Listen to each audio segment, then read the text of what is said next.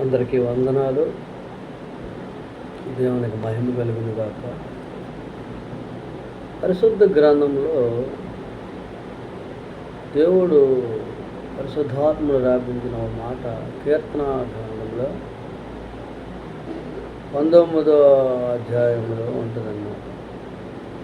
ఆకాశములు దేవుని మహిమను వివరించుచున్నవి, అంతరిక్షము ఆయన చేతి పనిని ప్రచురపరుచున్నది.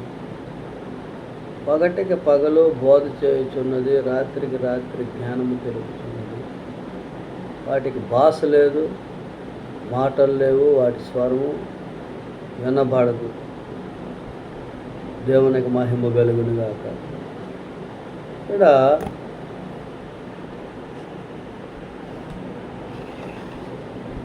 ఒకటి ఆకాశము దేవుని మహిమను వివరించుచున్నది, అంతరిక్షము ఆయన చేతి పనిని ప్రచురపరుస్తున్నది. పగటక పగలు బోధ చేయుచున్నది, రాత్రికి రాత్రి జ్ఞానము తెలుపుచున్నది. కానీ మహోన్నతులకు దేవుడు భూమి ఆకాశము సూర్య చంద్ర నక్షత్రాలు సృజించిన దేవుడు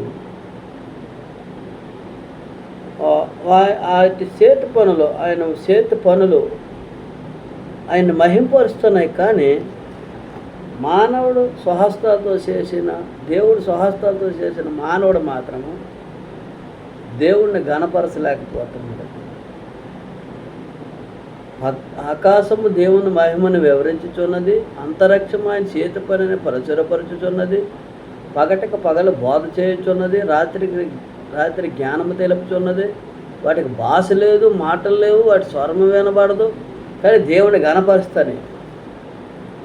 దానికల్లా గణపరుస్తున్నాయి, దేవుణ్ణి మహిమపరుస్తున్నాయి అనడానికి నిదర్శనం ఏంటంటే, పగలు సూర్యుడు వెలుగునిస్తున్నాడు, రాత్రి చంద్రుడు వెలుగునిస్తున్నాడు.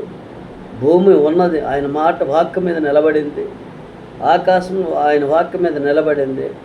మానవుడు మాత్రం దేవుడి మాట మీద నిలబడలేకపోతున్నాడు.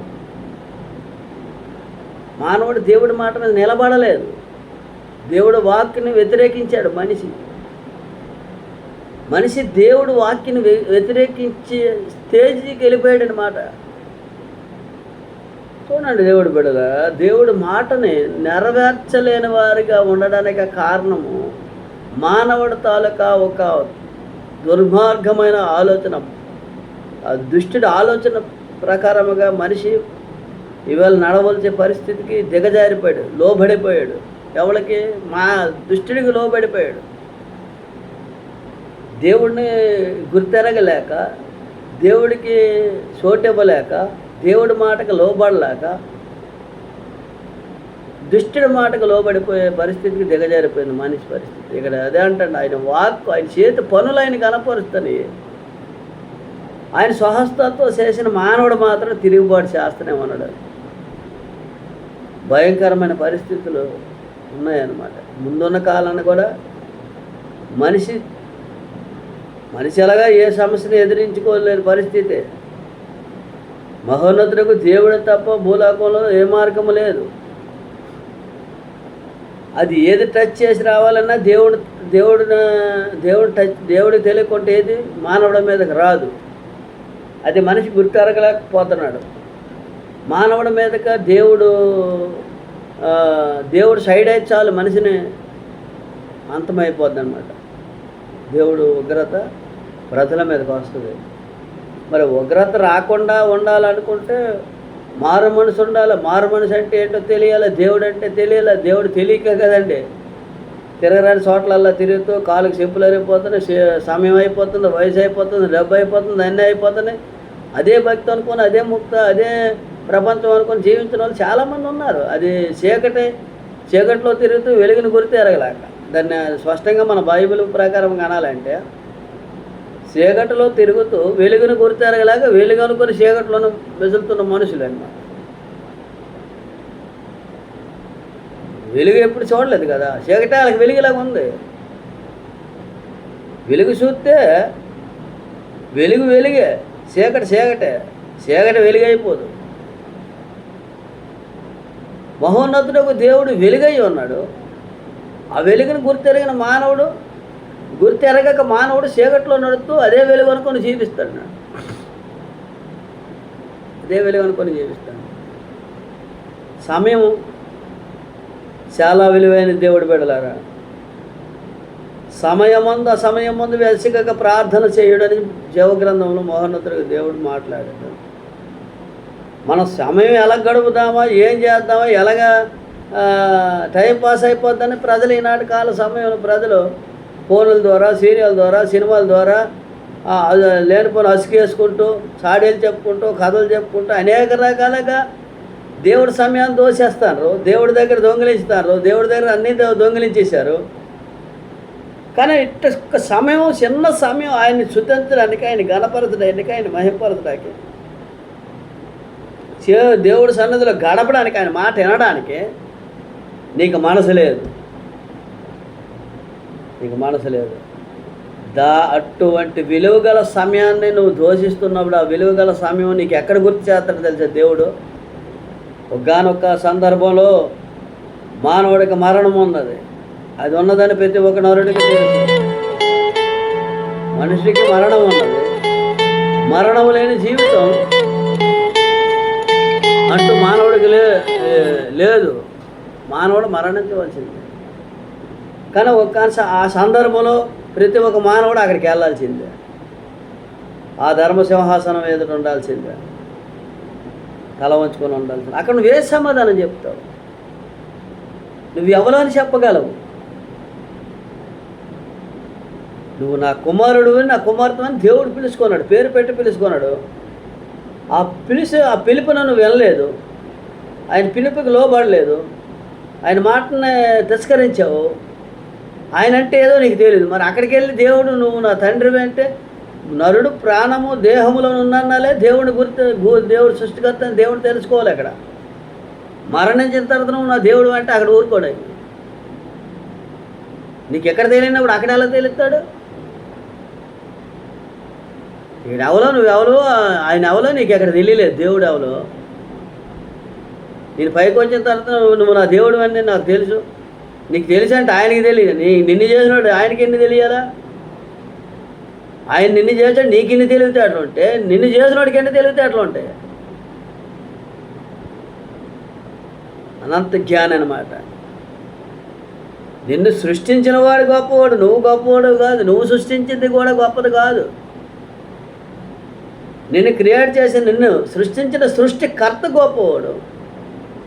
ఆ సృష్టికర్తను కాదని ఏ సృష్టిని మొక్కినా అది దేవుడికి విరోధమైన మాట.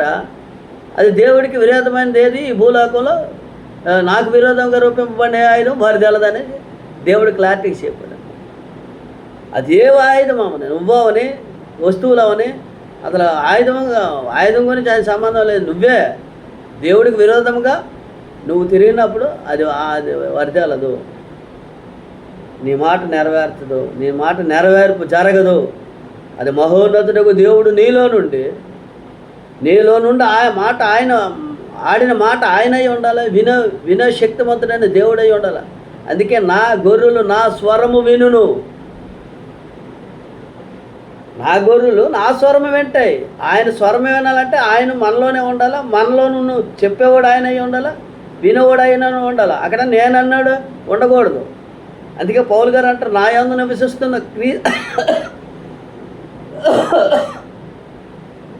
నా యందు నివసిస్తున్న క్రీస్తే కానీ ఇక నేను కాదని పౌలు గారు ఎందుకు అంటారు అనుకోను? నేను అన్నోడిని అక్కడ లేడు. నా అన్నది లేదు. మహోన్నతుడికి దేవుడే మనలోనే ఉన్నాడు. మనలో దేవుడు ఉన్నాడు. వినేవాడు దేవుడే ఆత్మ స్వరమై ఉండాలి. చెప్పేవాడు దేవుడే స్వరమై ఉండాలి. నా గొర్రెలు నా స్వరము వింటాయి అన్నాడు అన్నమాట. అందుకే ఎవరు పడతారు వినరు. భక్తి అందరికీ వంట పట్టదు. బైబిల్ పట్టుకున్న వాళ్ళందరూ క్రీస్తువులు కాదు. గణందాలు చదివిన వాళ్ళందరూ హిందువులు కాదు. ఇవన్నీ చేసిన వాళ్ళందరూ భక్తులు కాదు. మహోన్నతులకు దేవుడిని తెలుసుకున్న వ్యక్తులు వాళ్ళ క్వాలిఫికేషన్ వేరే, వాళ్ళు నడవడిక వేరే, వాళ్ళ ప్రవర్తన వేరే, వాళ్ళ క్రియలు వేరే, వాళ్ళ ఆలోచన వేరే, వాళ్ళ తలంతులు వేరే, వాళ్ళ మాది వాళ్ళు అన్నీ వాళ్ళ చూసి చెప్పి వచ్చి ఈయన భక్తుడే భక్తుడు కాదని. ఆయన బిడ్డలు వేరేగా ఉంటారు. బైబిల్ పట్టుకొని చర్చికి వెళ్ళిన ఆయన బిడ్డ అనేది తెలగవద్దు. నీ లోపల ఉన్నవాడు దేవుడై ఉన్నాడా? దురాత్మ పరిశుద్ధాత్మ రెండు ఉన్నాయి.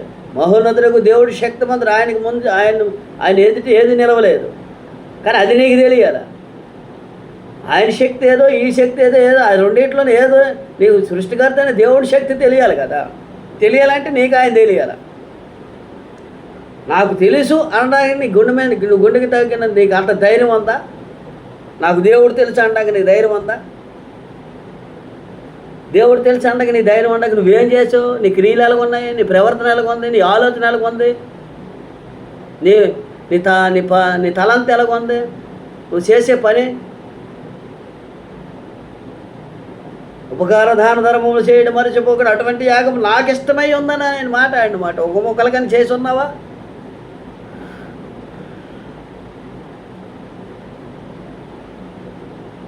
క్రియ కావాలి, విశ్వాసం కావాలి. ఆ రెండిట్లు ఏది లేకపోయినా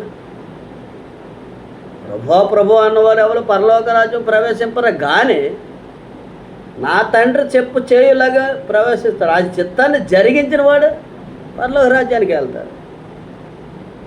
మరి చెప్పేవాడు ఉన్నావా, చేసేవాడు ఉన్నావా? ప్రశ్న, ఇవన్నీ ప్రశ్నలే. అటువంటి వారంగా మనమే ఉండగలగాలంటే మన ఆకాశము దేవుని మహిమపరుస్తుంది, భూమి దాన్ని ఆయన గణపరుస్తుంది, అంతరిక్షం ఆయన చేతి పనిని పరిశీలపరుస్తున్నాయి. మరి ఆయన స్వహస్తాలు చేసిన మానవుడు నువ్వేం చేస్తున్నావు? టైం తినేస్తున్నావు, దేవుడి సమయాన్ని దోషేస్తున్నావు. ముందున్న కాలం ఆయన ఆధీనంలో ఉంది. గడిచిన కాలం ఎలాగా పోయింది, వెనక్కి తిరిగి చూస్తే ఏమీ లేదు. కానీ ముందున్నది మాత్రం మహోన్నతులకు దేవుడి చేతిలో ఉన్న సమయం. ఆయన చేతిలో ఉన్న సమయం నీ చేతిలోకి రావాలంటే నువ్వేం చేయాలంటే ఆయన్ని పట్టుకోవాలి. దేవుని స్తోత్రము కలుగును కాక. ఆయనను పట్టుకున్నావని నీకు తెలియాలంటే నీలోనున్నవాడు నీలోనున్నాడు నువ్వు అనుసరించుకొని ఆయన మాటను జరిగించుకుంటూ ఆయన చిత్తాన్ని ఎరిగిన వాడిగా ఉండాలి. ఆయన చిత్తాన్ని ఎరిగిన వాడిగా అంటే ఆయన చిత్తాన్ని ఎరగడం అంటే ఏంటో తెలియాలి. ఏంటనేది చెప్తాను వినండి. దేవుడు చిత్తాన్ని ఎరిగిన వాడుగా, దేవుడి చిత్తాన్ని జరిగించిన వాడుగా ఉండాలా మనమంటే మనం అడగాల. ఏం అడగాల? తెల్లారి నుంచి మనం అడిగిన దాన్ని ఇదే కదండి. ఈ లోకాశలే కదా, లోకంలో నువ్వే కదా అడుగుతాను. ఆ కప్పులు పోవాలా, ఆస్తులు పోవాలా, బిడ్డలు ఎలాగా, తల్లి అలాగా, వాళ్ళకి ఇది ఇచ్చేయండి, వీళ్ళకి ఇది ఇచ్చేయండి, అది ఇది అన్నీ ఆయన దగ్గర అన్నీ అయ్యే అడుగుతాను తప్ప ఏది అడగాలి ఏది అడగక్కర్లేదో నీకు తెలియలేని పరిస్థితుల్లో నువ్వు ఉన్నప్పుడు మహోన్నతులకు దేవుడు నీలోనే ఎలా ఉంటాడు? మీకు అడుగుడే మీకు ఇయ్యబడును, తట్టుడే మీకు తీయబడును అనే మాటను పట్టుకొని ఎలాగడుగుతానువే. ఏం అడగమన్నాడు? ముందు నా నీతిని నా రాజ్యాన్ని అడగమన్నాడు. మరి అక్కడ ఏమన్నాడన్నా అది పెట్టుకుని అడుగుతాను మీరు. జగత్ పునాది వేయ బడక మునుపు నీకు అన్నీ సిద్ధపాటు చేసిన వడక మునుపు అక్కర్లన్నీ తీర్చిన దేవుడిని మళ్ళీ నువ్వు అడుగుతానంటే పొందుకున్నావా పొందుకోలేదు నీకు డౌట్ ఉంది. అవి పొందుకున్నానో పొందుకోలేని డౌట్ ఉంటే కదా నువ్వు అడుగుతాను. భూమి ఇచ్చాడు, ఆకాశం ఇచ్చాడు, సూర్యుడు ఇచ్చాడు, చంద్రుడిని ఇచ్చాడు, నక్షత్రాలు ఇచ్చాడు, ఈ భూలోకంలో పంటను ఇచ్చాడు, సమృద్ధిని అంతా ఇచ్చాను, తినేస్తాను, టైం తినేస్తాను. ఆయన ఆ స్వాస్థను అంతా తినేసి ఆయన మీద నువ్వు తిరుగుబాటు చేస్తాను. నీకు అర్థమవుతుందా? ఆయన మీద మళ్ళీ నువ్వు తిరుగుబాటు చేస్తూనే ఉన్నాడు. ఆయన సోమదిని, ఆయన నిన్ను పుట్టించి, ఆయన నిన్ను సృష్టించి, ఈ సృష్టి యావత్తుకి నువ్వే నా కుమారుడవని నిన్ను చూసి మురిసిపోతున్న దేవుడిని మళ్ళీ తిరిగి ఆయన మీదకి వ్యతిరేకం, తిరిగి ఆయన మీదకి తిరుగుబాటు.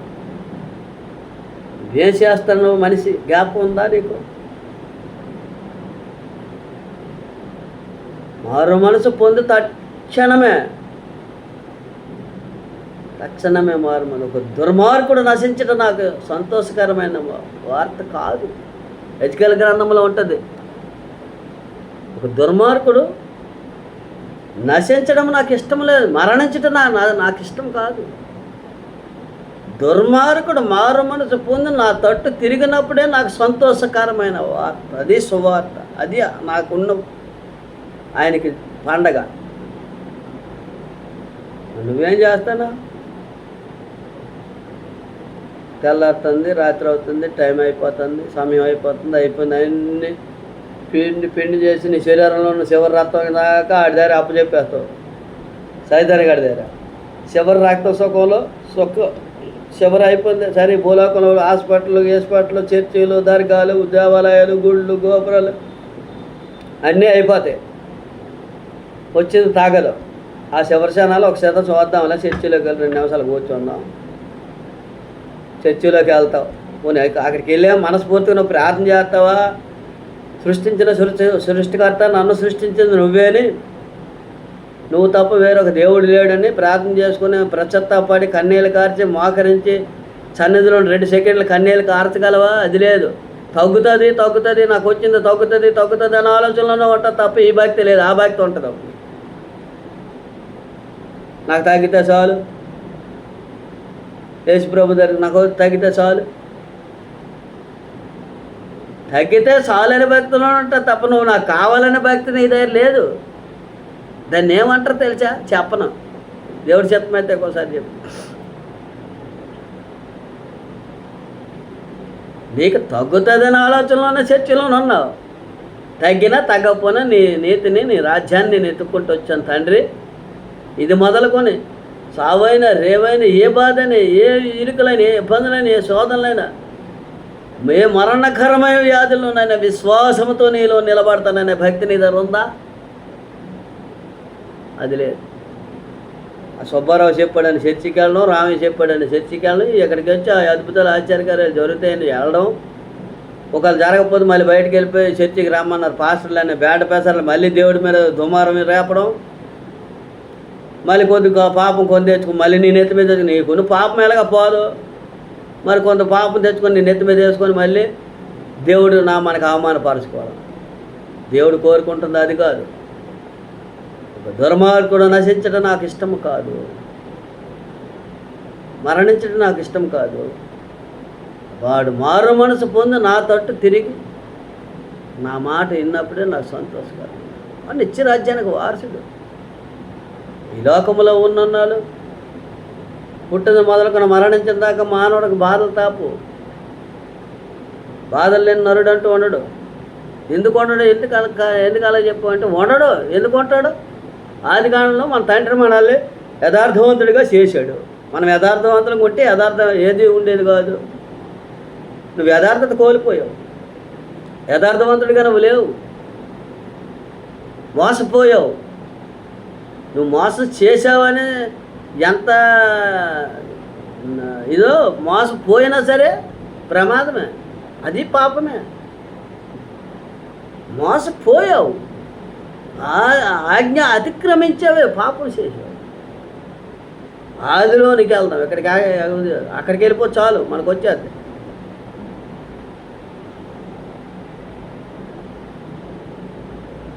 అప్పుడే పడింది.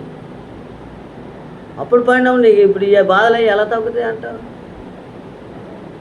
ఎలా నీకు వచ్చిన బాధలు ఎలా తగ్గుతాయి? బాధలు ఊళ్ళు తెచ్చారు, దేవుడు తెచ్చాడు అంటే నువ్వు తెచ్చుకున్న బాధ నువ్వే అనుభవించాలా.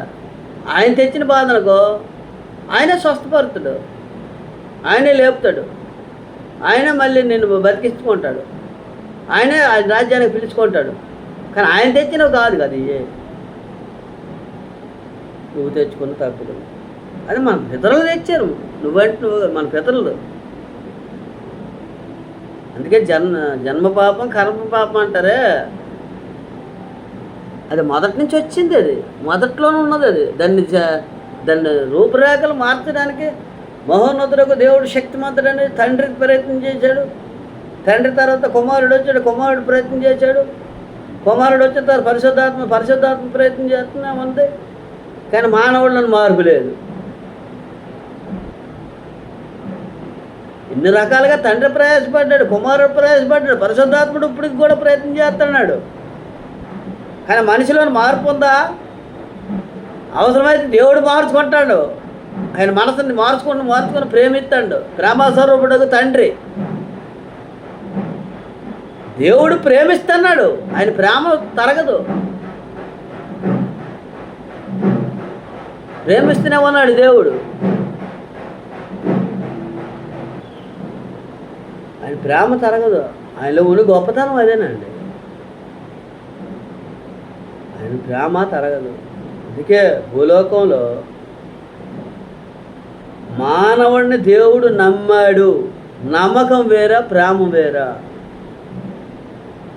ఆయన ప్రేమ స్వరూపుడకు తండ్రి ప్రేమిస్తూనే ఉంటాడు. ఎందుకంటే ఆయన చేశాడు కనుక ఆయన ప్రేమ నిరంతరం మానవుడి మీదే ఉంటుంది. ఆయన కనికరం ఉంటుంది, ఆయన కాపుదల ఉంటుంది, ఆయన దయ ఉంటుంది, ఆయన కాపుదల ఉంటుంది. నిరంతరం మానవుడి మీదే ఉంటుంది అది. కానీ నమ్మడు. ఎందుకు నమ్మడు? మీ పితరులు నమ్మాడు.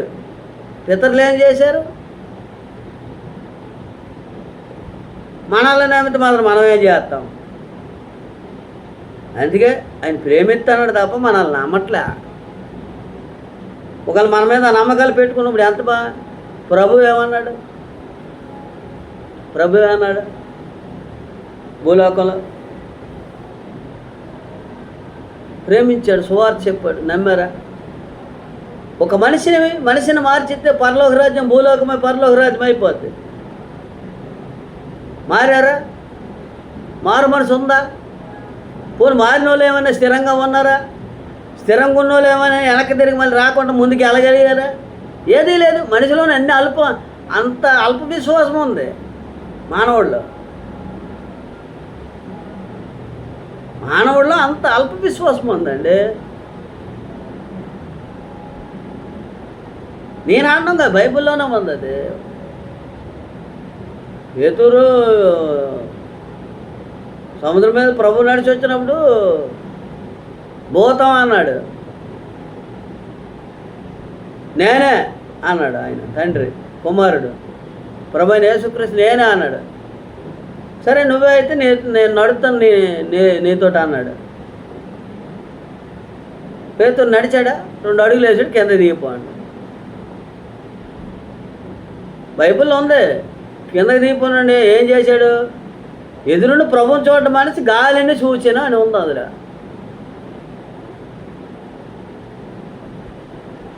గాలిని చూచాను అని ఉంది. నేను చెప్పడం కాదు, 14వ అధ్యాయం మత్తయి సువార్త 14వ అధ్యాయం తీయండి.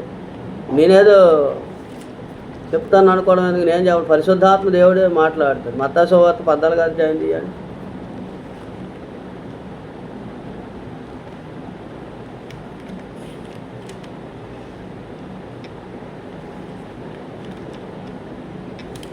మత్తయి సువార్త 14వ అధ్యాయము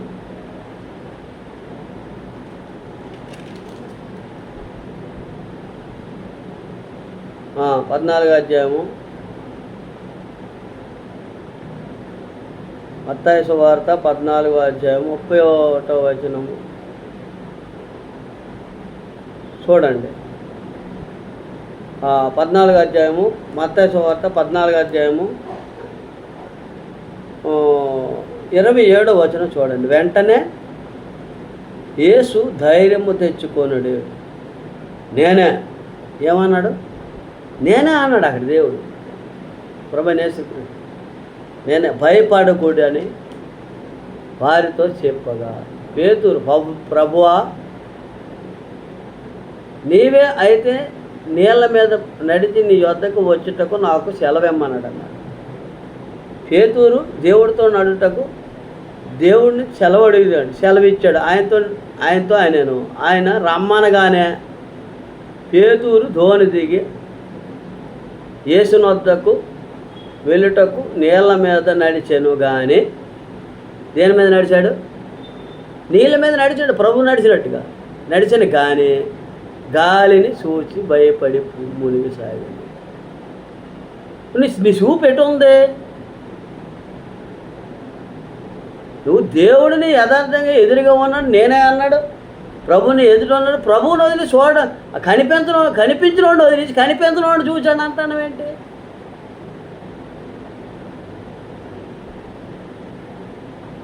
కనిపించిన శక్తిమంతుడు ప్రభువుకి నీ కనిపించాడు. నేనే అన్నాడు అప్పటికి ఉన్నాను, కానీ గాలిని సూచను మునిగి పోయి సాగాను అన్నాడు. ఇదేంటిదండి ఇది? పిలిచినోడిని వదిలిచి పిలిచినోడిని వదిలిచి పిల్లనోడిని మీద చూసావు.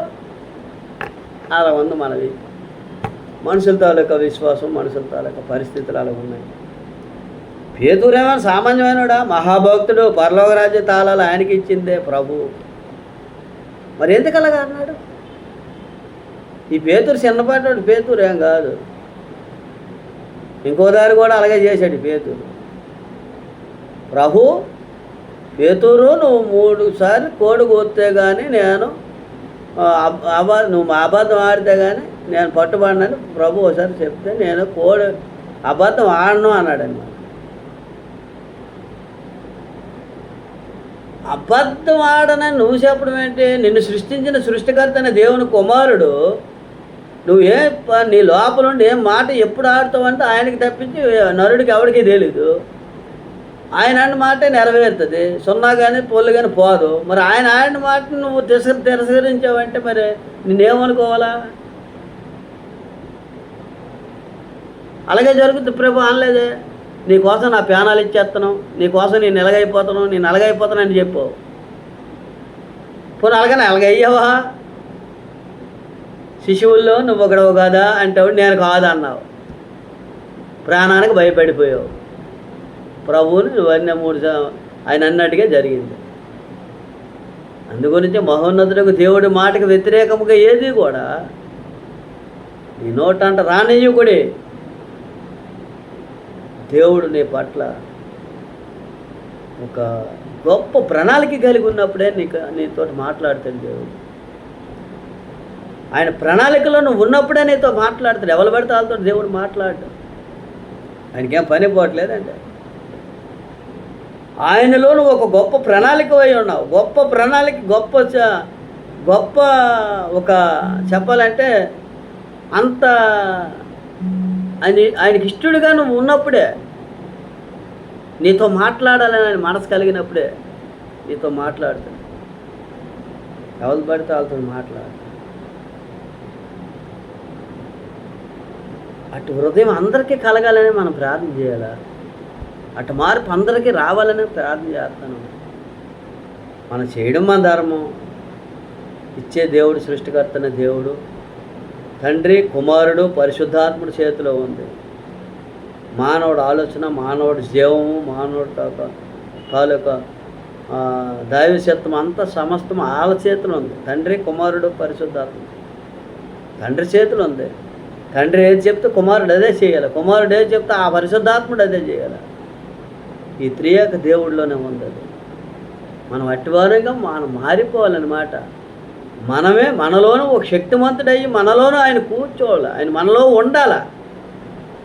ఆయన మనలో ఉన్నప్పుడే మనం దేవుడి బిడ్డలుగా రూపింపబడతాం. అంతేగాని చర్చికి వెళ్ళినంత మాత్రం దేవుడి బిడ్డలం అయిపోము, ప్రార్థన చేసినంత మాత్రం అలాగే దాన ధర్మాలు చేసినట్టు అన్నీ ఉండాలి. అన్నీ ఉన్నప్పుడే నువ్వు రూపాంతరము చెందగలిగిన బలానా కుమారుడా, బలానా కుమార్తెగా ఆయన పిలుచుకున్నాడు, పిలుచుకున్నాడు కూడా. ఇక్కడ అదే అంటాడు, ఆకాశములో ఆయన మహిమను వివరిస్తాను. భూమి, సూర్య, చంద్రులు పగట అంతా ఆయన చేతి పనులు ఆయన మహింపరుస్తాను. ఆయన వాక్కుతో చేసిన ప్రతిదో ఆయన ఘనపరుస్తాను. స్వహస్తాలతో చేసిన మానవుడు తిరుగుబాటు చేస్తాను.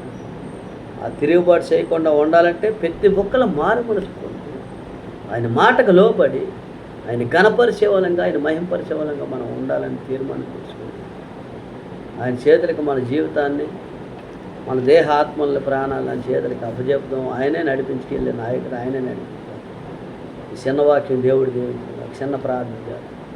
మహోన్నతుడా, సర్వోన్నతుడా, సర్వాధికారి, ఈ బిడ్డలు ఇనే బిడ్డల హృదయాలు తెరవండి. వాళ్ళ హృదయంలో నాటపడుతున్న ఈ గొప్ప కీర్తన గ్రంథం 19 అధ్యాయముల ఆకాశ మహిమలు ఆయన మహింపరుతానే, ఆయన గణపరుతానే. భూమి, ఆకాశం, సూర్యచంద్రులు నక్షత్రాలు సమస్తం ఆయన చేతి పనులు ఆయన గణపరుతానే. కానీ స్వహస్తాలతో చేసిన మానవుడు తిరుగుబాటు చేస్తున్నాడని మహోన్నతుడకు తండ్రి దుఃఖపడుతుండగా ప్రభా, ఆయన దయా సంకల్పం చొప్పున ఆయన మనసు ఎరిగిన వారంగా, ఆయన చిత్తాన్ని జరిగించిన వారంగా వినోవాలు చెప్పే నీ కుమారుడినైనా నన్ను కూడా ప్రభా నీ మాటకు లోబడేవాడుగా ఈ భూలోకంలో ఉన్నంత వరకు గొప్ప సాక్ష్యముగా జీవించడానికి సహాయం చేయండి.